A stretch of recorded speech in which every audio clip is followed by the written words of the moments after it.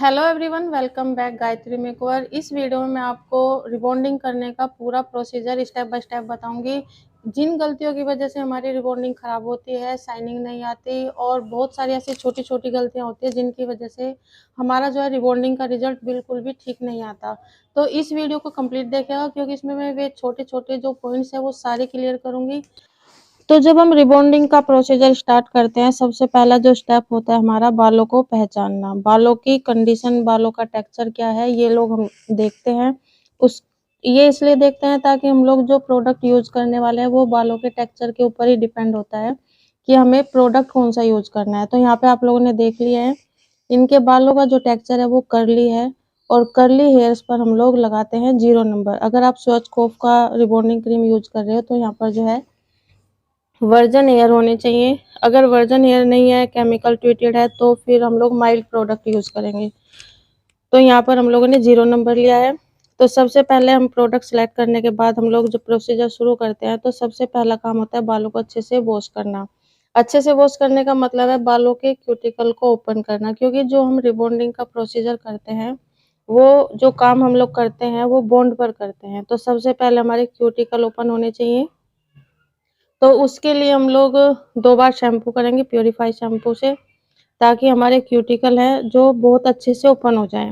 उसके बाद वॉश करने के बाद हम लोग करेंगे 100% ड्राई। बालों को ड्रायर करके सुखाएंगे बालों को अच्छे से। और अगर ज़्यादा कर्ली हेयर्स हैं तो स्ट्रेट ब्लो ड्रायर कर लेंगे, ताकि हम जब क्रीम लगाएंगे तो वो अच्छे से एप्लीकेशन हो जाए।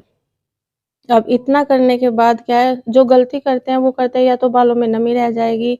तो बालों में बिल्कुल भी नमी नहीं रहनी चाहिए, वरना हमारा जो क्रीम है वो अच्छे से वर्क नहीं करेगा।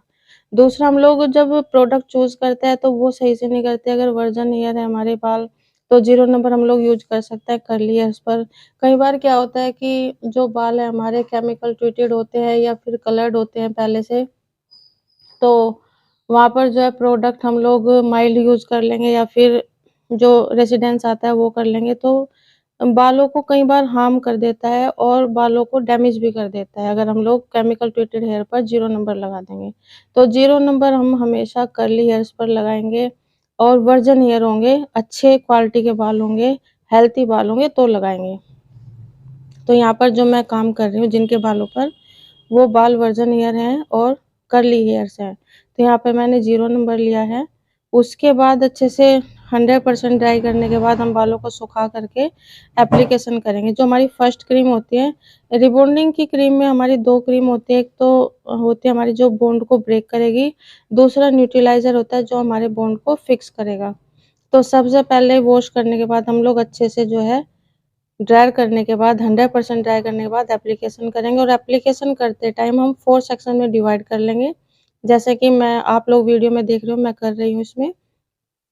तो 4 सेक्शन डिवाइड करने के बाद इसमें हम लोग बहुत ज़्यादा पतले-पतले सेक्शन लेने की कोई ज़्यादा ज़रूरत नहीं है, क्योंकि जो क्रीम है वो बस हमारा जो है कि हमारे सारे बालों में अच्छे से एप्लीकेशन होनी चाहिए। तो बहुत ज़्यादा मोटे भी नहीं लेने, बहुत ज़्यादा पतले भी नहीं लेने।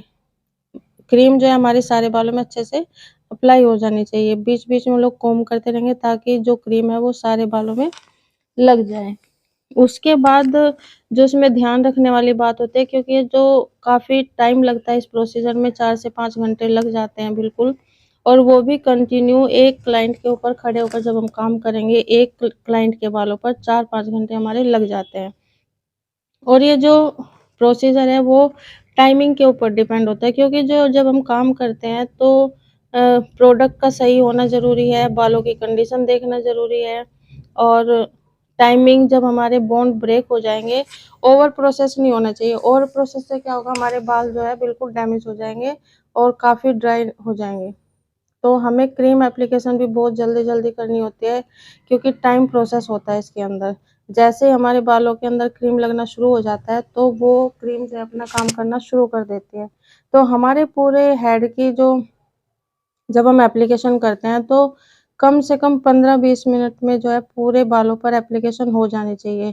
तो जब आप लोग काम करते हो तो क्या करते हो गलती कि लगभग हमारा 1 घंटा, पौन घंटा, 45 मिनट हमारे अगर प्रोसेस में लग जाएँगे एप्लीकेशन में, तो जो फर्स्ट वाले बाल पर हमारी क्रीम लग चुकी है, वहाँ पर तो टाइम कंप्लीट हो जाता है। लेकिन अगर हम इतना टाइम लगाएँगे लगाने में, तो पूरे जो लास्ट वाले बालों पर जब क्रीम लगेगी तो वहाँ तो प्रोसेस अभी शुरू होने वाला है। प्रोसेस शुरू होगा 45 मिनट के बाद, तो हमें 15 मिनट के अंदर-अंदर जो है एप्लीकेशन ख़त्म कर देनी चाहिए, क्योंकि जब हम ये काम करते हैं तो 2 टेक्नीशियन लोग को हमेशा काम करने चाहिए और बहुत ही फ़ास्ट तरीके से करना पड़ेगा, तभी हम लोग अपने सही रिज़ल्ट को ला पाते हैं रिबॉन्डिंग में। तो उसके बाद जो है 15 मिनट में एप्लीकेशन करने के बाद लगभग हमें बॉन्ड ब्रेक आधा घंटे के बाद जो है चेक करते रहना चाहिए। बाकी बालों की कंडीशन के ऊपर डिपेंड होता है कि 15-20 मिनट के बाद जो है फर्स्ट वाले बाल का चेक कर लो कि बॉन्ड ब्रेक हुआ है कि नहीं हुआ है, ठीक है? उसके बाद जो है 15 मिनट में ये इसका मेन पॉइंट है, एप्लीकेशन बहुत फ़ास्ट होनी चाहिए, क्योंकि अगर लेट करेंगे तो हमारे बाल जो है फर्स्ट क्रीम जब हम लगा लेते हैं तो वहाँ पर डैमेज होना शुरू हो जाता है, ओवर प्रोसेस शुरू हो जाएगा।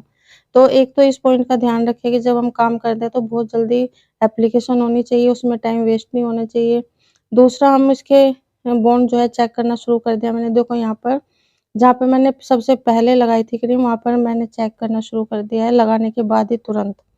तो यहाँ पे अभी थोड़ा-सा मैं 10 मिनट के लिए छोड़ दूँगी ताकि मेरे जो पूरे बाल हैं, अच्छे से बॉन्ड ब्रेक हो जाए। बॉन्ड ब्रेक होने के बाद जो है, दूसरा पॉइंट हमारा आता है फिर वॉश करने का। एप्लीकेशन अच्छे से वॉश करेंगे, जो एप्लीकेशन हमने की है क्रीम की, शैम्पू सेशन पे ले जाकर के। बॉन्ड ब्रेक का तरीका होता है कि जब हम इसे खींच के देखते हैं तो इसमें इलास्टिसिटी होनी चाहिए, स्प्रिंग बन जानी चाहिए जब हम चेक करते हैं। ऐसा नहीं होना चाहिए कि बालों को खींचा और वो टूट गया, इसका मतलब बॉन्ड ब्रेक नहीं हुए हैं।